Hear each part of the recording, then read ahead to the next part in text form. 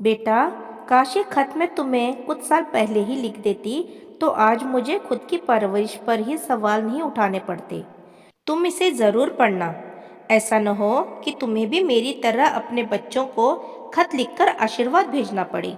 शीला जी ने अपने बेटे रोहन को लिखा। शीला जी अपने वक्त की एक बहुत बड़ी वकील थी। अब अपने बंगले में 4 देखभाल करने वालों के साथ अपनी जिंदगी के आखिरी साल गुजार रही थी। शीला जी का एक ही बेटा था रोहन, जिसको उन्होंने विदेश वकालत करने भेजा और वो वहीं का होकर रह गया। शीला जी की तबीयत अब ज़्यादा ही बिगड़ती जा रही थी। उन्हें अपनी सासू माँ और पति की बातें अब घर के हर कोने से सुनाई देती।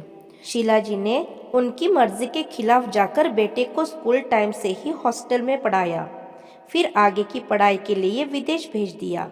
शीला जी की सासू माँ विनीत जी जिंदगी के आखिरी पलों में पोते को खूब याद करती रही। पर तब शीला जी ने कहा, उसकी पढ़ाई का वक्त है, आपके पास तो नौकरी है, कोई परेशानी हो तो मुझे फ़ोन करवा दे। मैं ऑफिस में व्यस्त रहती हूँ। पीछे से बेटा पढ़ रहा है या नहीं ये कौन देखेगा, इसलिए अच्छा है उसे हॉस्टल ही रहने दे। शीला जी के पति के देहांत के वक्त भी रोहन अगले दिन पहुंचा था।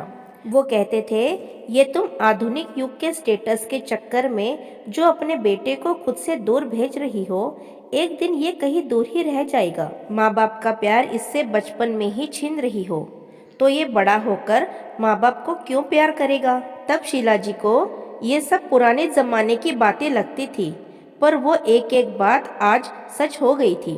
रोहन 12 साल की उम्र से हॉस्टल में रहा।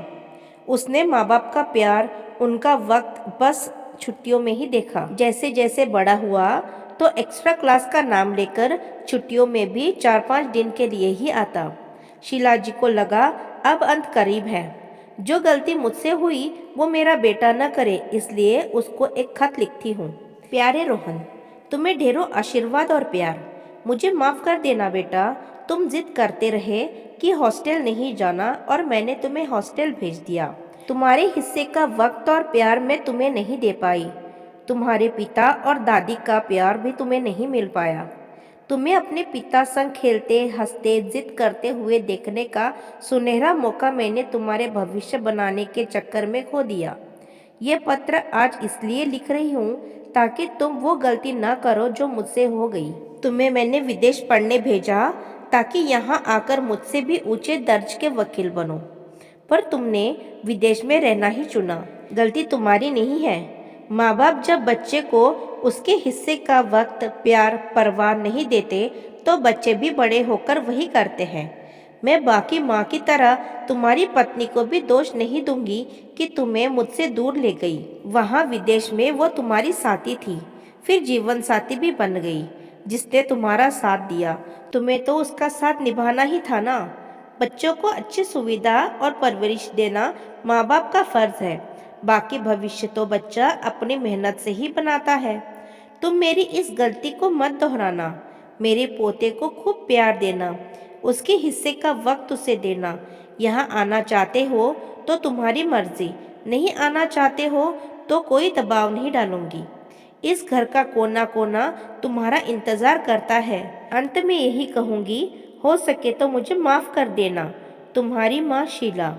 इतना लिखकर शीला जी के बेटे को खत के साथ प्रॉपर्टी के पेपर्स भी भिजवा दिए। उन्हें लग रहा था कि अब बस अंत करीब है। दिल का ये आखिरी बोझ भी आज उतर गया। रोहन को खत मिला। खत पढ़कर वो बहुत रोया। माँ को तुरंत फ़ोन मिलाया। पता चला कि कल रात सोने के बाद वो उठी ही नहीं। घर के नौकर रोहन का ही फ़ोन ट्राई कर रहे थे और शीला जी अपने दिल का बोझ उतार दुनिया से चली गई। दोस्तों, संतान तो फसल की तरह है। हम उसे अपना वक्त, परवाह देकर सींचेंगे तो फल के रूप में हमें भी वही मिलेगा। कुछ लोग जो अपने माता पिता की परवाह के बाद भी उनका नहीं सोचते, तो उसका सिला उन्हें अपनी संतान से मिल ही जाएगा। किसी ने ठीक ही कहा है, जो जैसा बोएगा वो वैसा ही काटेगा। तो दोस्तों, आपको ये कहानी पसंद आई हो तो मेरे चैनल को सब्सक्राइब ज़रूर कीजिएगा। धन्यवाद।